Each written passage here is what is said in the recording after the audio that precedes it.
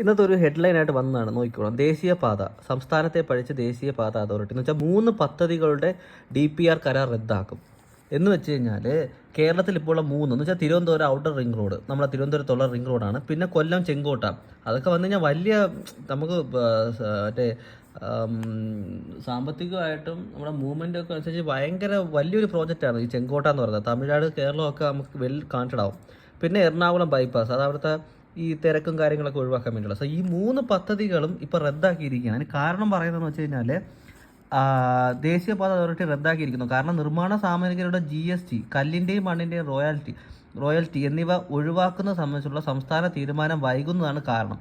ഏകദേശം ഒരു 10,000 സംതിങ് കോടി രൂപയുടെ പ്രോജക്റ്റാണ് പ്രതിസന്ധിയിലിട്ട് ഇരുന്നത്. കാരണം ഇവിടുത്തെ ഗവൺമെൻറ് യാതൊരു വിധത്തിലുള്ള, കാരണം ഇവിടുത്തെ ഗവൺമെൻറ് കാശില്ല. അപ്പോൾ അവരെന്തോ പറഞ്ഞത് GSTയിലൊന്ന് ഒഴിവാക്കിത്താ, പിന്നെ റോയൽറ്റി കൊടുക്കാൻ ഇതുവരെ കൊടുത്തിട്ടില്ല.